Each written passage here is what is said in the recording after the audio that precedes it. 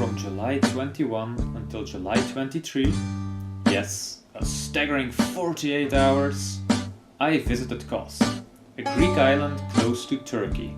With my sunglasses with built-in spy cam, I was ready to explore the island and find 5.5 things to do here. Kos is a relatively small island, ideal to travel by bike. Unfortunately, the bike rental place I had an agreement with was unexpectedly closed. But I really wanted that bike, so, as always, I got a stupid idea. Oh, whoops. Yeah. I actually think that this is the bike that I wanted to rent and that they put it here. It's the same exact type. So maybe I'll just take it. Is this your bike? Yes. Ah, I almost wanted to steal your bike. Okay, great. Luckily the owner of the shop arrived shortly after, so they could finally give me my bike. Yeah, and the name of the bike is Scott, if I see it, yeah. Okay, I need to feed him something, some food, or no? Enough joking around, time for me and Scotty to leave for Costa. Even though we didn't know what was waiting for us over there, as previous night, something terrible happened. Holidaymakers have spoken of the terrifying moment a huge earthquake shook the Greek island of Kos and the nearby Turkish mainland. 2 people have been killed and more than 100 injured after a powerful earthquake caused a building to collapse onto tourists on the Greek Just a few hours before my plane arrived, Kos got hit by a rare earthquake of magnitude 6.7. Everyone got quite shocked, but was openly talking about their terrifying experience. Like my cab driver earlier that day. I've all my life here, happened earthquakes, not like yesterday. Even in my house, I felt the shaking a lot. Many things dropped down, the problem. When I landed at the airport, I saw all these people trying to leave Kos as soon as possible. Sad faces, long queues. But I just arrived, and I was going to try to enjoy it. Think positive. It was time for a short timeout, as I had to take my coughing medication. Which place better to heal than hot sand by the Aegean Sea? And which drink better to accompany this medication than some good old ouzo? Nostravie. Goeie combinatie. The closer I got to Kos town, the more visible became the impact of last night's earthquake. And when I arrived there, the cracks in the roads were clearly visible, just like the many tourists trying to leave as soon as possible. My hotel was situated there, right in between all this mess. It was pretty empty, except for this worried lady Maybe your friend, Your friend? and these people at the front desk.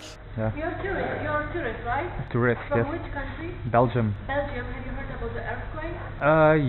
Yes. So you will be the next. Okay. Good. Okay? Dear tourists, come on, Yeah. let's stand here. Okay. So can you tell us, have you heard about Yeah, the earthquake? I got interviewed by the national television of Poland. Not at all. I never felt an earthquake. But it was quite short. This is where she cuts me off. Maybe I would like to feel one actually, but not one that kills people, of course. Yeah, small one. Have a nice day. That evening, sitting on my bed, I felt quite some earthquake aftershocks. Given the rampage outside, one might wonder if a powerful aftershock would disturb my sleep at night.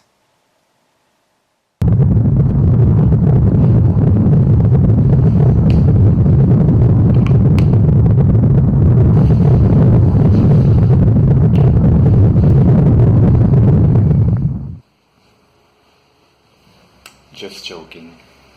Okay, nothing to be joking about, I know. But I was just very excited, as it was time for my main goal here. Take my bike, drive uphill, and see where I would end up.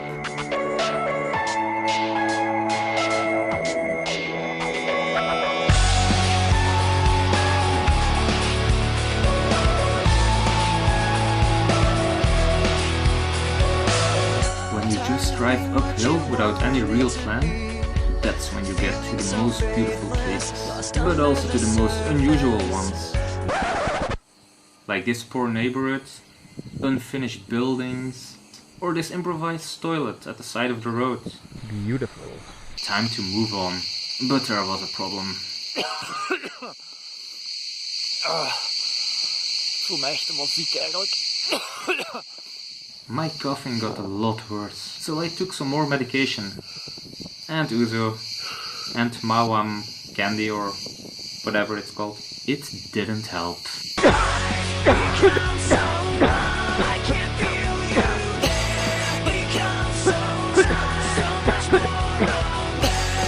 Luckily I was arriving at the town of Zia, where I found a nice place called the Watermill of Zia. They had a special tea with local herbs. During my stay I already had quite some things. Some homemade iced tea, Bram-made iced tea, nice, Greek coffee, Greek beer, and a lot of other local specialties, but not all of them. Some I was just watching from a distance. But this tea, this particular tea, it was really special. As my coughing suddenly got way better, I regained my powers to complete my mission and go to a castle high up into the mountains. That's a lot of sheep. Look at this beautiful chain of souvlakis. They came out of this small valley, in which Scott and I got stuck somehow.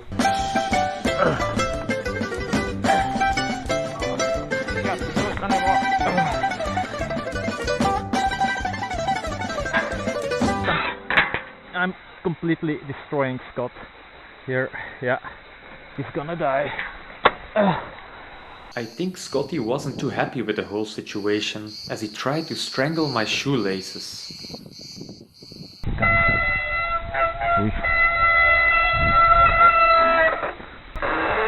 To cool him down, I tied him to this tree and started my walk towards the castle.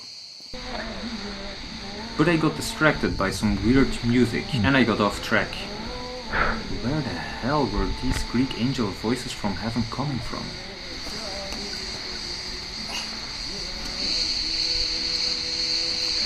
Suddenly I realized I was standing in the middle of an abandoned town. It was called Paleo Pali and got abandoned in 1830 as the result of an outbreak of cholera.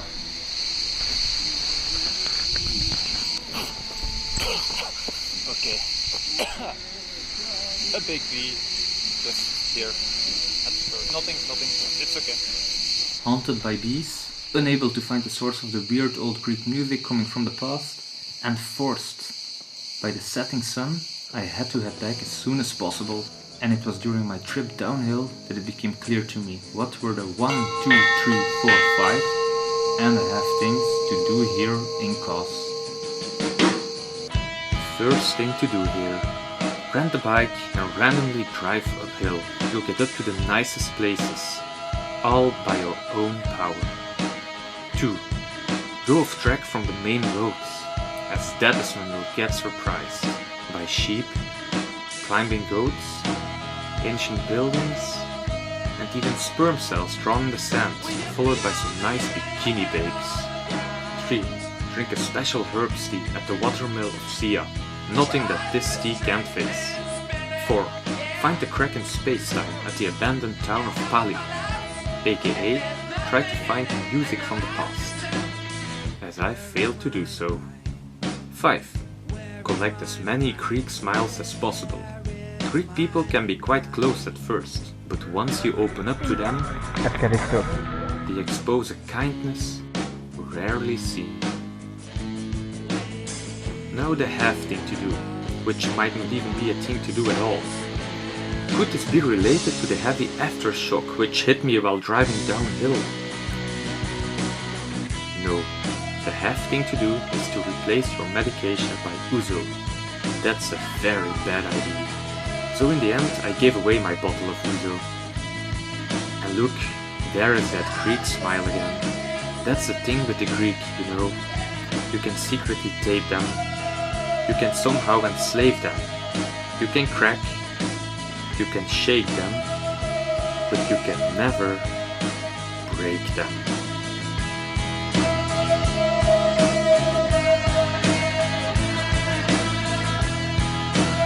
And no earthquake in the world can ever change that.